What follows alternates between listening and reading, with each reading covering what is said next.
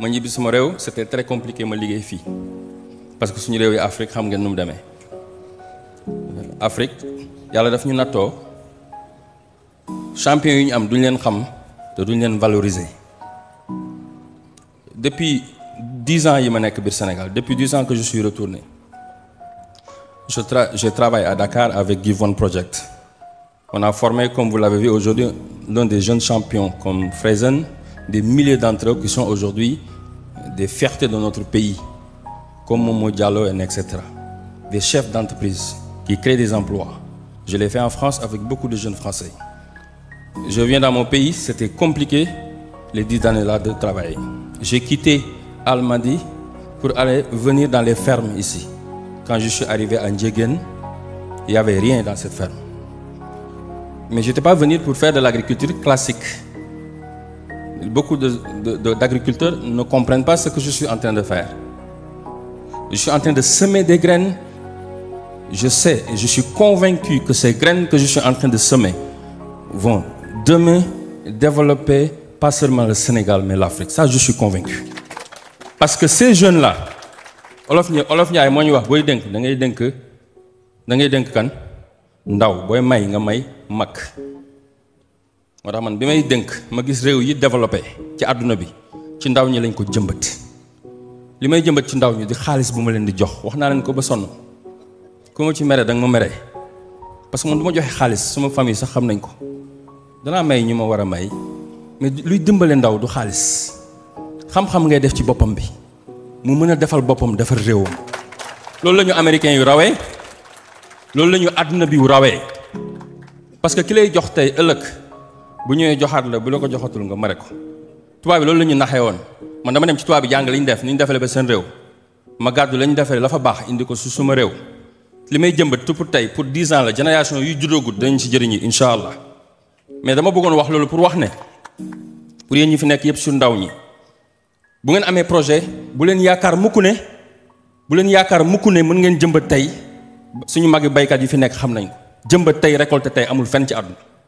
il faut ngeen am patience bu ma toogoon di leen nettali li ma daj diggante fii ak sendu ci 10 ans yi te mënoon a tëdd Amérique ci confortabilité semaine bii di ñëw moo fi jógee Amérique laa jëm ci Maison Blanche bi jeunes yi ma war a yóbbu ñu ngi fi am nañ seen visa di ma xaar pour ñu jëm Maison Blanche bi dem ba léegi maa ngi wax ak ñoom fii mënu ma jot sax maire dëkk bi bërki dem ba léegi maa ngi koy wax pour inviter ko mënu ma ko jot téléphone. Imagine l'Afrique. C'est pour vous dire la complicité de notre continent. ma leen di wax ne bu ngeen amee projet bu leen découragé kenn ku nekk ci yéen mën na def lu ëpp 10 fois 100 fois li ma def ici lii modèle la pour yéen ngeen mën a rêver pour vous dire que si vous venez ici aujourd'hui képp ku dugg ci biir dëkk bi fii dugg ci biir toor bi leen rek laa bëgg nga jëlee ko fi tey c'est possible man aussi mën naa def lu ëpp lii parce que inspiration ndaw dafa ko soxla réew dafa soxla espoir réew dafa soxla ndaw surtout ñu jëmbat ci moom fugg boo xam ne lu ne mën na ko dékku lu ne mën na ko daan ndax téléphone yi ngeen yor fii yëpp caméra bi ñu yore yi nii yëpp li ñu yore nii yëpp internet bi ngeen di utiliser Facebook bi ngeen di utiliser la li ñuy tëdd li ñu taxaw ni tout ça suñu yeneen ndaw yu ma fekk Corée du Sud yu ma fekk Chine yu ma fekk Japon yu ma fekk États-Unis yu ma fekk Allemagne ñoo ko defar ñun ba léegi yére bu ñuy sol sax mënuñu ko defar suñu bopp loolu dañ ko war a changer te yéen ko war a def la jeunesse sénégalaise la jeunesse africaine we have to change that waruñu nangu kenn su ñun di tàllal loxo man benn ndaw bu ma yar bu jaar ci man du def nii day indi waaye du tàllal loxo benn ndaw bu ma yar ma bëgg loolu kenn ku nekk ci yéen mu xam ko kenn ku nekk projet bi tax du nelaw guddi projet bi muy xalaatal réewam xalaatal ko waajuram yi xawal ko ñu ko yar mu xam ne projet boobu c'est possible difficulté bu mu leen téye sama kilifa yi toog fi waa dëkk bi xam nañ fii am nañ fi ñaari lakk tool bi dafa lakkoon encore lakkat suñu góor gii tey mooy suñu chef de village suñu mag bi fi jógee suñu papa yàlla xare ko àjjana yéen ñëpp ngeen ñaanal ko moom ma dalal fii jaay ma tool yi fii bi ma ñëwee lakk bu mekk moom moo leen tëgal ci oto man maa ngi Amérique ñu woo ma yóbbu xale yi ci hôpital ñu sonn dëkk bi yëpp jàpp ci ngeen ñaanal ma dëkk bi tàccul ma leen ci liñ ma dalal fii ci biir réew boo loolu amee nit ñi dañ ñamoon fii dafa am ay jinne bàyyil tool yi maire bi woo ma di jooy bàyyi lii nga dellu États-Unis te boobu dara nekk fi garab sax amu fi quelques mango ñoo fi nekkoon da ngay taxaw fii di xool fa jën yi nekk su ma dëgëru doon tuuti rek am nay temps sax dem naa ba takkaat sama bagage pour dem Amérique honnêtement je vais vous pas le cacher mais ma ne su ma ko defee ça va être compliqué j'ai besoin mon pays a besoin de moi il faut que je sois encore beaucoup plus patient parce que Amérique moo gënoon difficile ba ma wàcc États-Unis dégguma anglais neige bi mi ngi foofu complicité doo gis sa yaay doo gis sa papa doo gis sa mbokk boo feebaree amoo ko la jox nga naan amoo ko la yóbbu hôpital nga nekk ci ay difficultés suñu frères yi nekk bitim réew yëpp xam nañ li may wax ñu nekk foofu sa téléphone du sonné nga war a yónnee dépense yónnee di daw gàcce di toppatoo sa njaboot derrière di sonn guddeeg bëccëg mais yaa ngi xalaat loo indi sa réew foofu moo gënoon a métti sama réew man je vais rester dans mon pays je vais me battre et je vais créer quelque chose qui va inspirer the next generation of this country je vais le faire et je l'ai fait donc su ma ko defee kenn ku nekk ci yéen mën na ko def amul secret kenn ku nekk ci yéen moo yore l'avenir de ce pays chacun de vous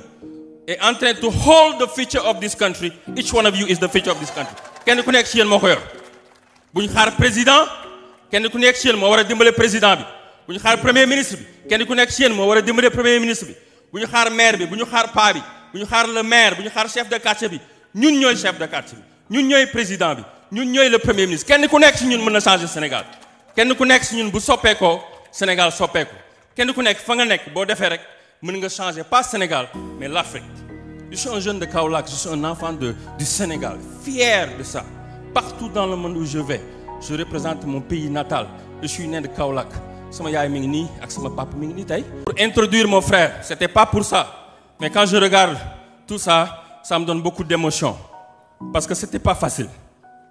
xam nga boo jógee bitim réew nii ne xam nga dañu yaakaar ne am nga lu nekk mais dafa am lu ma gis bitim réew mu métti ma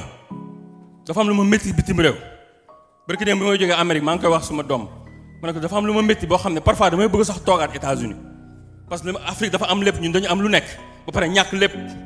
ñu am yàlla may ñu lu lekk ñuy xaar keneen di ñuy dimbale ñu am or am pétrole am zircon am ndox am jeunesse li gën a jafe ci àdduna bi mais ba tey dañuy tàllal loxo ba tey dañuy jox investissement bu ñu ko joxul duñ mën a dem loolu ku méttiwul ndaw bu tukki ku mel ni man gis àdduna bi boo ñëwtee Sénégal da nga am lu la métti dëgg. Donc ce que vous voyez ici aujourd'hui, c'est un cri de cœur pour moi. I am fed up and I'm tired of what I see in my continent. I wish to see one day my continent to be successful so we can feed our own children. xale yi ngeen gis fii daara ji ma def fii te sama sëriñ bu mag bu baax bii defal dimbale ma ci indi ma doomam ji mu may jàngal ma dem na ko dama bëgg xale taalibe yi ma tabaxal leen daara fii di leen jàngal alxuraan di leen jàngal métier. Ils sont en train d'apprendre menuiserie là-bas. Vous allez dans l'usine, vous allez voir des trucs qu'ils ont fait incroyables. Ils apprennent l'anglais. Ils sont en train d'apprendre tout ce qu'ils ont besoin. ñu nekk ci ay conditions xam ne su ma leen xoolee damay gis avenir u Sénégal su ma leen xoolee damay gis sama doom yi ma bàyyi Amérique loolu man awma kenn ku ma ci fay sama réew laa ko defal sama diggante ak sama yàlla kooku ku bëggul sa réew ku bëggul sa dëkk mënoo ko def parce que ñi am xaalis ci réew mi te loolu baax na ña nga Almadies di jënd ay building di ko tabax yóbbu fa ñaari nit loolu baax na sax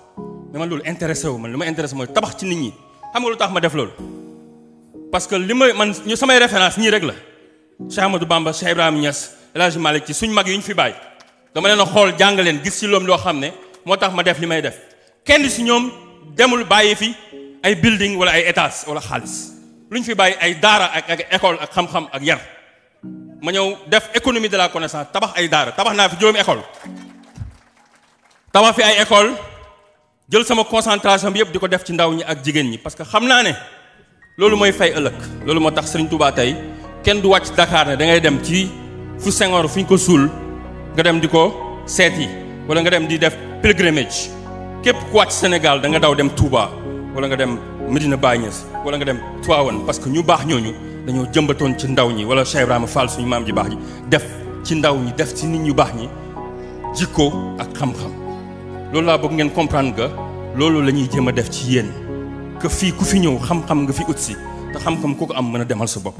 Donc je conclue pour dire parce que dama leen wax ne bu ñu tàllal loxo nañ ci nekk bés dana ñëw ñëpp danañu fekk si fii te waxoon naa ko yéen ñi sama équipe bi yëpp bés bu ma taxawee di taxaw école bi fii ne woon naa la bés dana ñëw àdduna bi yëpp danañu fekk si biir tool yi fii si Ndiéguène te yàlla def na ko.